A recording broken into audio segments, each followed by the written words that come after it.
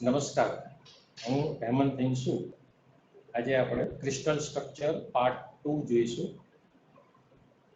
આની પહેલાના વિડીયોમાં આપણે ક્રિસ્ટલ એટલે શું એની આપણે ડિટેલમાં માહિતી જોઈ. આજે એના અનુસંધાનમાં આપણે આગળ જોઈએ કે ક્રિસ્ટલ સ્ટ્રક્ચર કઈ રીતે ફોર્મ થાય છે, ડિઝાઇન થાય છે. તો આપણે આની પહેલા જોયું કે ભાઈ ક્રિસ્ટલ એટલે arrangement of in A order. એના અણુ કે પરમાણુ છે એ નિયમિત રીતે ગોઠવાયેલા હોય એને આપણે ક્રિસ્ટલ કહીએ છીએ. તો એની ચોક્કસ વર્તણૂક છે, એના વિશે આપણે આજે અહીંયા ચર્ચા કરીશું. તો અહીંયા દાખલા તરીકે આ જે સ્લાઇડમાં છે એમાં તમે જોઈ શકશો કે બેઝિસ છે, પછી લેટિસ છે, એ બે ભેગા થાય ત્યાર પછી ક્રિસ્ટલ બને છે. તો આને સમજતા પહેલા આપણે એક ઉદાહરણથી આ વસ્તુને સમજીશું.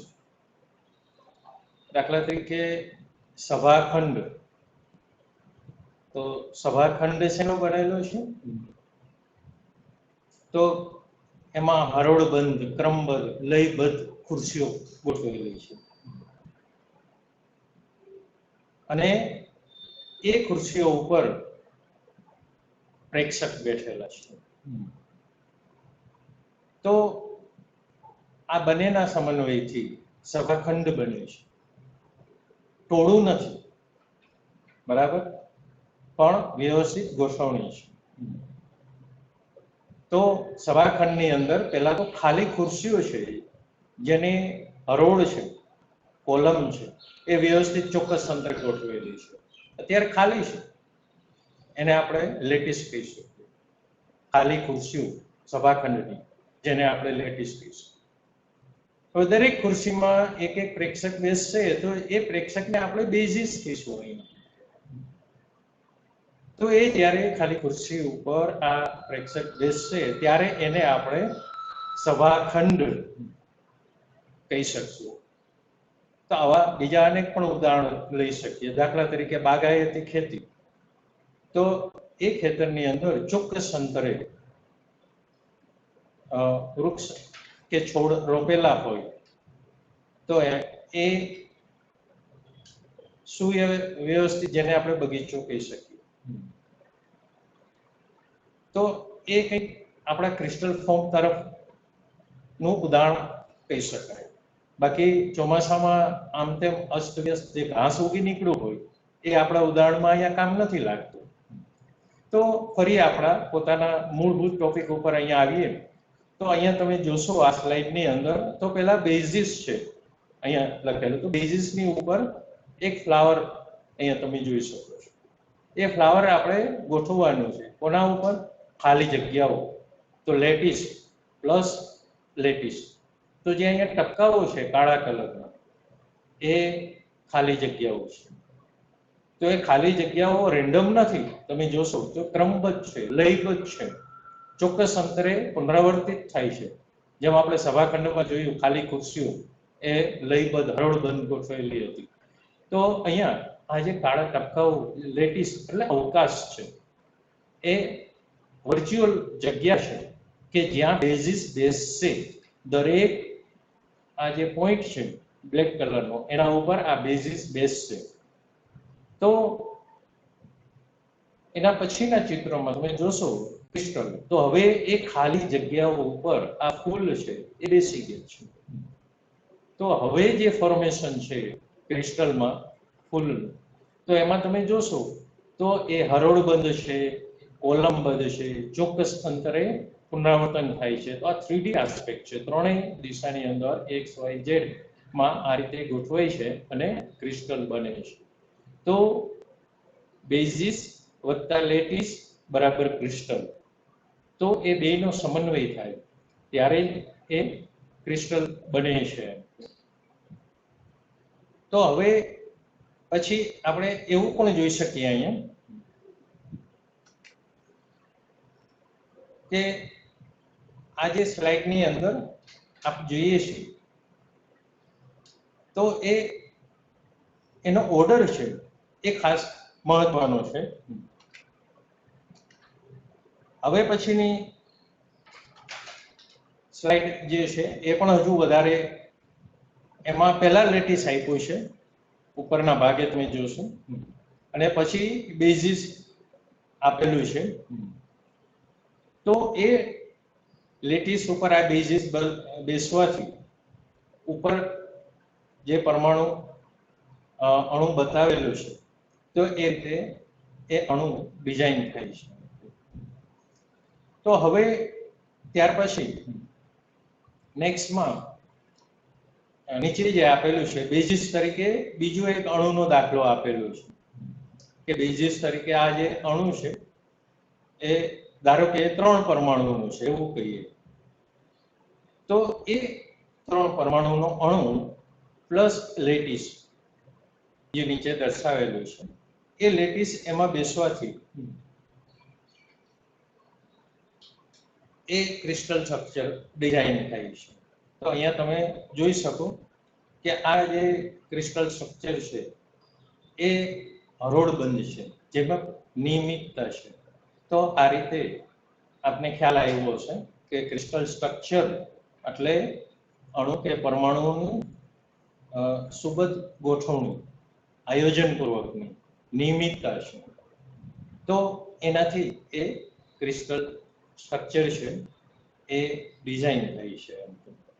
હવે આ જે ડિઝાઇન થાય છે એમાં પણ પ્રિમિટિવ સેલ હોય છે.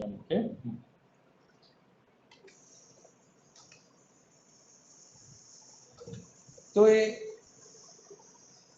પ્રિમિટિવ સેલ એટલે કે જેનાથી મૂળભૂત એકમ જેનો આપણે કહીએ કે કોઈ પણ ક્રિસ્ટલ સ્ટ્રક્ચર બન્યું હોય તો એનો કોઈ મૂળભૂત એક એકમ હોય. આપણે ઉદાહરણથી એને સમજીએ. દાખલા તરીકે એક મકાનની એક દિવાલ શાનાથી બનેલી છે?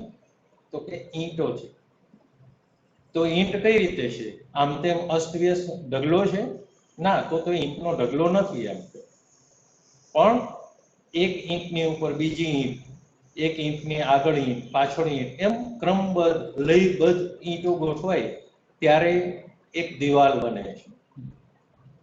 તો આ દિવાલનો પ્રિમિટિવ સેલ જેને કહીએ, પ્રાથમિક કોષ એવું કહીએ, તો એ કોણ છે? ઈંટ છે. અને ઈંટ આપણે બધા જોયેલી છે કે જે લંબઘન આકારની છે. તો દિવાલ નો એકમ કોષ ઈંટ અને ઈંટનો લંબઘન. તો આવી જ રીતે આપણું જે ક્રિસ્ટલ છે એ લંબઘન આકારનો પણ એનો બેઝિક સેલ હોઈ શકે, ઘન આકારનો પણ હોઈ શકે, પિરામિડ આકારનો પણ હોઈ શકે. તે ઘણા બધા આકાર હોય છે. આપણે એ પાછળથી આપણે ચર્ચા કરીશું આના નેક્સ્ટ વિડીયોમાં આપણે. તો અહીંયા આપણે આજે સૌથી સમજવામાં સરળ હોય એવો પ્રિમિટિવ જેને કહીએ, અથવા તો સિમ્પલ અથવા તો સાદો ઘન આપણે વિચારીશું. અહીંયા તમે સ્લાઇડમાં દેખાય છે એ રીતે.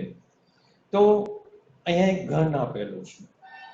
તમે જાણો છો કે ઘનને કુલ 6 બાજુઓ છે અને એના 8 ખૂણાઓ છે.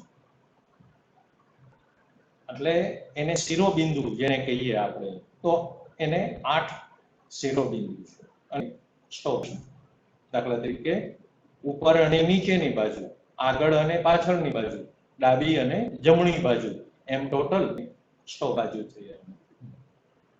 અને એના 8 કોર્નર, ખૂણાઓ જેને કહીએ, ઉપરના 4 ખૂણા આપને દેખાઈ રહ્યા છે.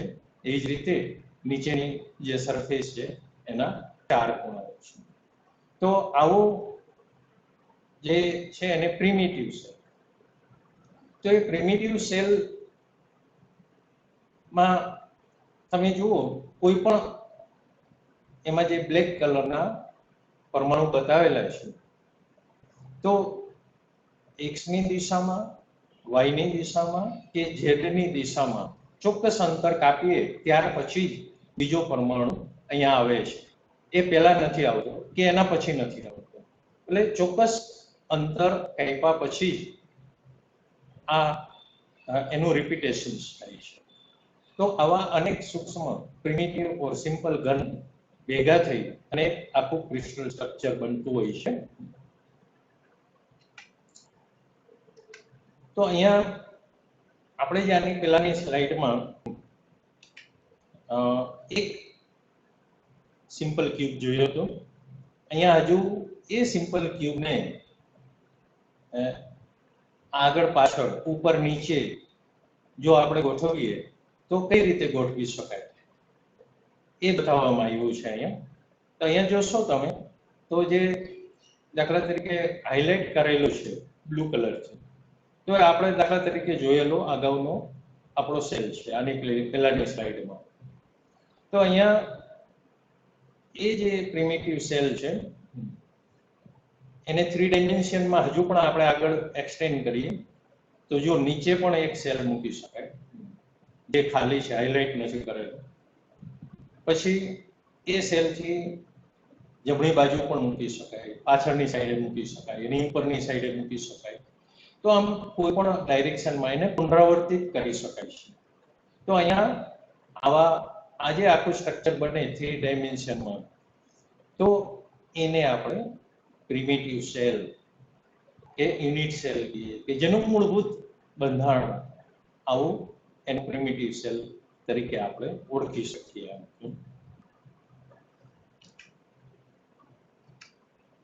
હવે દાખલા તરીકે આવો સિમ્પલ ક્યુબ હોય આપણી પાસે, ધારો કે, તો એની પાસે કેટલા પરમાણુની સંખ્યા, એની પાસે એટમની સંખ્યા કેટલી એ આપણે જાણવું છે. તો અહીંયા એ સમજવા માટે અહીંયા ઉપર જે એક આકૃતિ આપેલી છે એમાં તમે જોશો તો એ સિમ્પલ ક્યુબ આપેલો છે. તો એમાં લખેલું છે કે number of atoms in cell 1/8 into 8 is equal to 1. તો કઈ રીતે આ?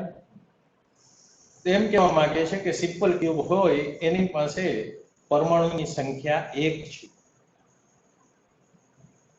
અહીંયા જે આકૃતિમાં દેખાય તમને એવું લાગશે કે અહીંયા તો 8 પરમાણુ દેખાય છે, બરાબર? બ્રાઉન કલરના કોર્નર જે છે શિરોબિંદુઓ ત્યાં એવું લાગે છે, એને આપણે સંખ્યા ગણીએ તો આપણે 8 દેખાય છે.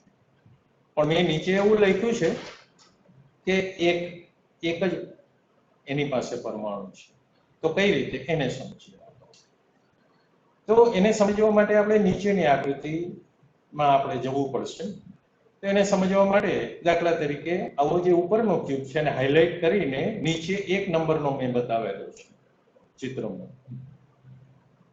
તો એ ક્યુબ ને 1 નંબરના ક્યુબને 8 પરમાણુ આપણે સરળતાથી એમાં પણ દેખાઈ રહ્યા છે. પણ એ 8 પરમાણુ એના એકલાના નથી, એમાં ભાગીદારી છે.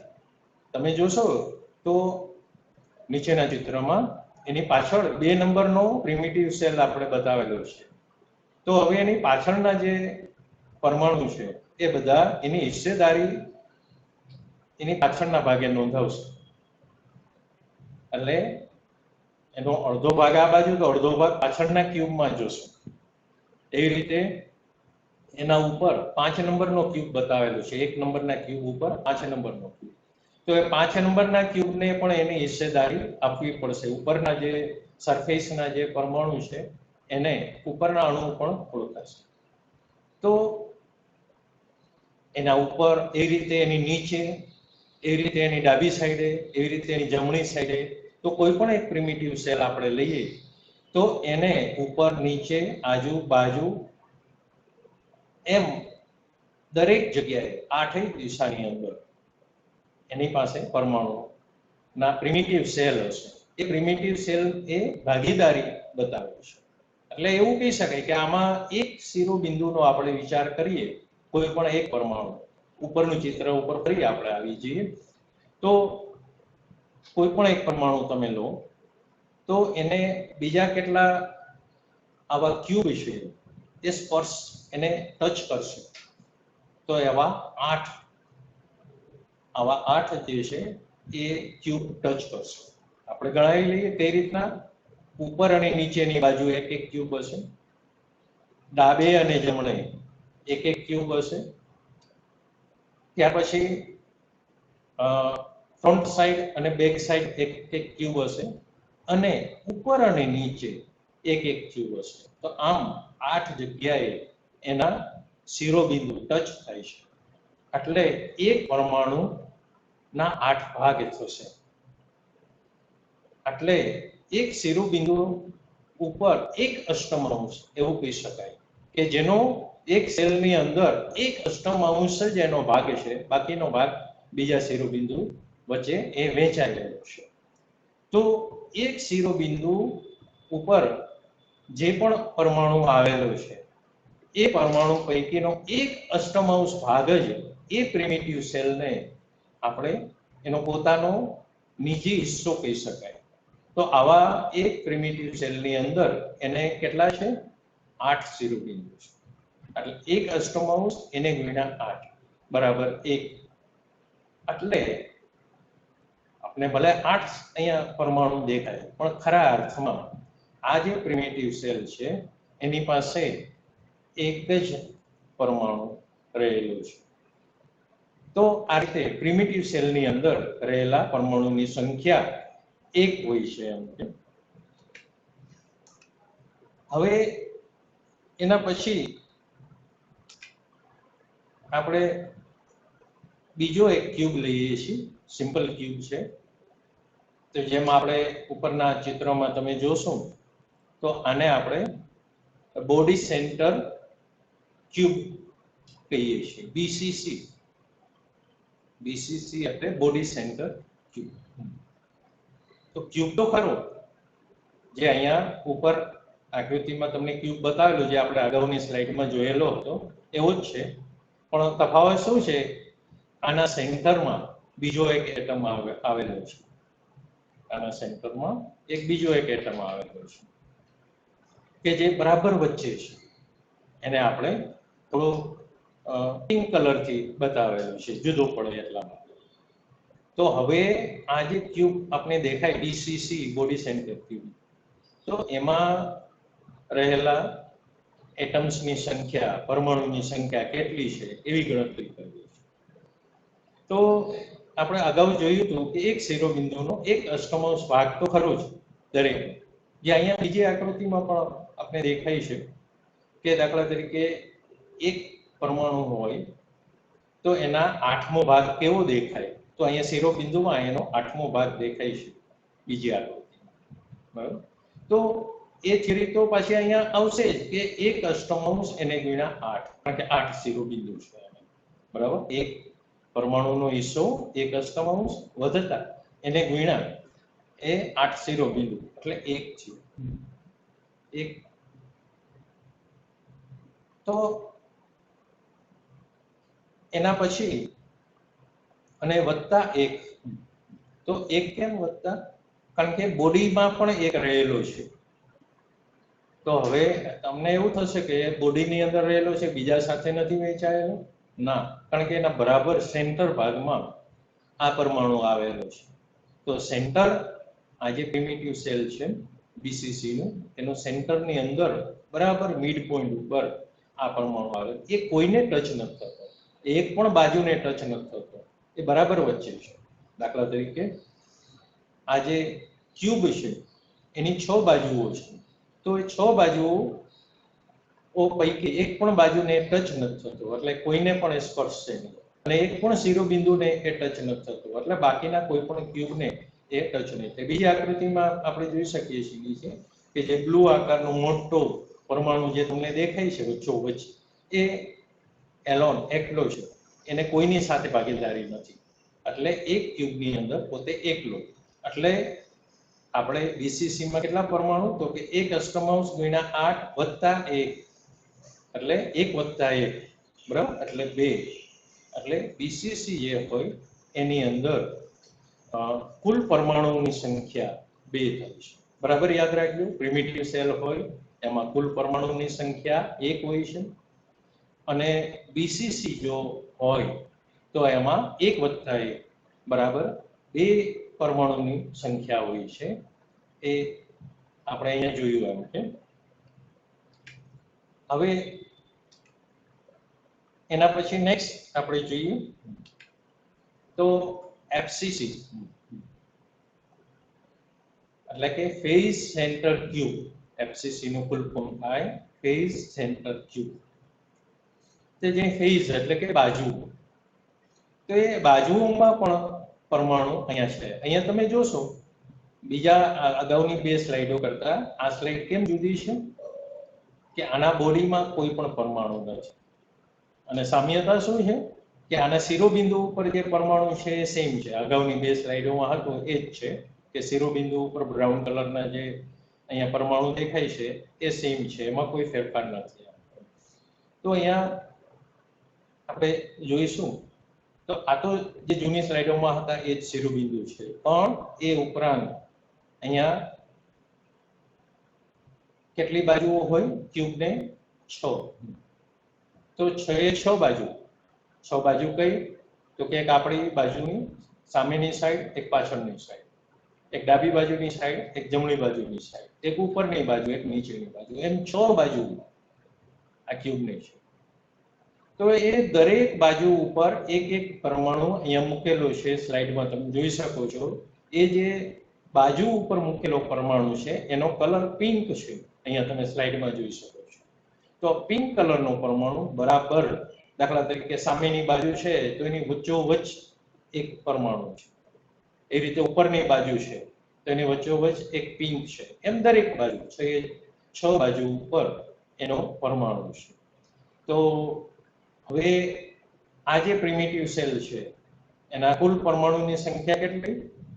1 * 8 + 6 ના, ખોટું, કારણ કે બાજુનો પરમાણુ છે એ એની ટોટલ હિસ્સેદારી નહીં રહે. અહીંયા દાખલા તરીકે આપણે વાત કરીએ, અહીંયા જે ઉપરની બાજુ દેખાય છે પરમાણુ પિંક કલરનો, હવે એના ઉપર બીજો પ્રિમિટિવ સેલ જ્યારે પણ આવશે ત્યારે એ પ્રિમિટિવ સેલની બાજુ, ઉપરના બાજુ, એ આનો અડધો પરમાણુ પિંક કલરનો અડધો પરમાણુ એમાં વહેંચાશે.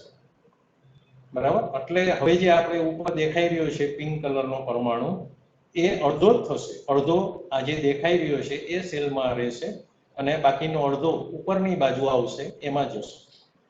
એવી જ રીતે નીચે થશે, એવી રીતે ડાબી જમણી બાજુ થશે, એવું આગળ અને પાછળ.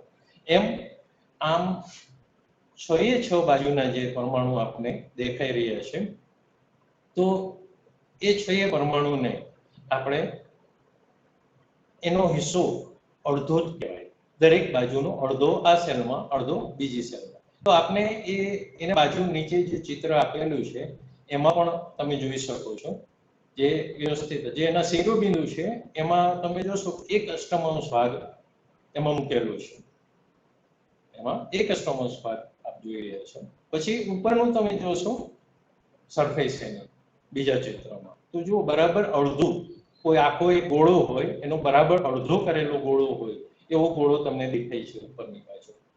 એવી રીતે આપણી સામેની બાજુ જે ચિત્ર બતાવેલું છે નીચે, તો એમાં પણ આપણે એવું દેખાય કે એક ગોળો હોય એનો અડધો કાપેલો ગોળો, એની ફેસ આપણે દેખાય છે. એટલે આમ 6 એ 6 બાજુ જેને આપણે કહીએ, તો એ 6 એ 6 બાજુ ઉપર આવા અડધા ગોળાઓ એટલે કે અડધો પરમાણુ અહીંયા દરેક બાજુ ઉપર મૂકેલો છે. તો અહીંયા હિસ્સેદારી કુલ કેટલી થઈ એ વિશે જોઈએ. તો પેલા આપણે એફસીસી જે કહીએ કે ફેઝ સેન્ટર ક્યુબિક હોય, તો એમાં શિરોબિંદુ ઉપરના પરમાણુની સંખ્યા 1/8 × 8 એટલે કે 1. તો એ 1 તો થઈ વત્તા 1/2 એને × 6, 1/2 એટલે કે હવે એને બાજુ ઉપર જે પરમાણુ રહેલા છે એ બાજુના પરમાણુ નો આ પ્રિમિટિવ સેલની અંદર એનો ચોખ્ખો હિસ્સો અડધો જ છે, એટલે આપણે એને 1/2 કીધો. તો 1/2 આવી કેટલી બાજુઓ છે? કુલ 6 બાજુઓ છે. એટલે 1/2 × 6 એટલે 3. એટલે 1 + 3 = 4. એટલે આપણે એવું કહી શકીએ કે એફસીસી હોય રચના તો એમાં એકમ સેલની અંદર રહેલા પરમાણુઓની કુલ સંખ્યા 4 હોય છે. મિત્રો બરાબર યાદ રાખજો, પ્રિમિટિવ સેલ હોય એમાં કુલ સંખ્યા 1 ની હોય છે. બોડી સેન્ટર હોય તો એમાં 2 ની સંખ્યા હોય છે. અને જો એફસીસી હોય તો એમાં પરમાણુની સંખ્યા 4 હોય છે. Okay, thank you. આજે આપણા માટે આટલું જ. ઓકે.